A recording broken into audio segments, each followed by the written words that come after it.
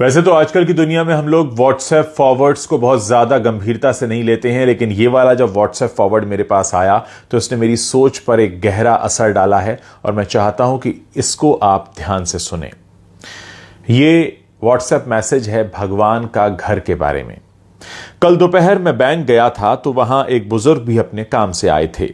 वहां वो कुछ ढूंढ रहे थे। मुझे लगा शायद उन्हें पेन चाहिए, इसलिए उनसे पूछा तो वो बोले, बीमारी के कारण मेरे हाथ कांप रहे हैं और मुझे पैसे निकालने की स्लिप भरनी है, उसके लिए मैं देख रहा हूं कि कोई मदद कर दे।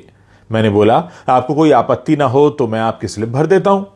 उन्होंने मुझे स्लिप भरने की अनुमति दे दी। मैंने उनसे पूछकर स्लिप भी भर दी। रकम निकालकर उन्होंने मुझसे पैसे गिनने को कहा तो मैंने पैसे भी गिन दिए। हम दोनों एक साथ ही बैंक से बाहर आए तो बोले, सॉरी, तुम्हें थोड़ा कष्ट होगा परंतु मुझे रिक्शा करवा दो, इस भरी दोपहरी में रिक्शा मिलना बड़ा कष्टकारी होता है।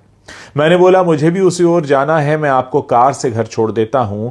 वो तैयार हो गए। हम उनके घर पहुंचे। 60 बाई 100 के प्लॉट पर बना हुआ एक घर था।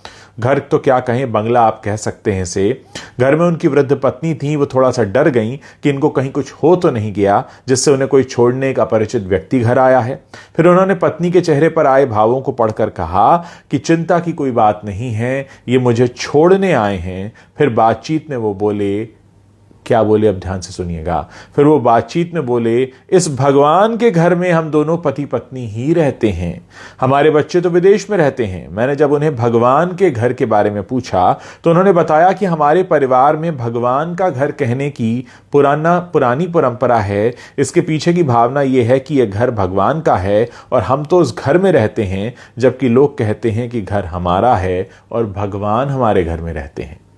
मैंने विचार किया कि दोनों कथनों में कितना अंतर है। उसके बाद वो बोले, भगवान का घर बोला तो अपने से कोई नकारात्मक कार्य नहीं होते और हमेशा सद्विचारों से हम ओतप्रोत रहते हैं। बाद में मजाकिया लहजे में बोले, लोग तो मौत के बाद भगवान के घर जाते हैं पर हम तो जीते जी ही भगवान के घर का आनंद ले रहे हैं। ये वाक्य भी जैसे भगवान ने दिया कोई प्रसाद ही है। भगवान ने ही मुझे उनको घर छोड़ने की प्रेरणा दी। घर भगवान का और हम उनके घर में रहते हैं। हमको इस कहानी से बहुत कुछ सीखने को मिलता है दोस्तों।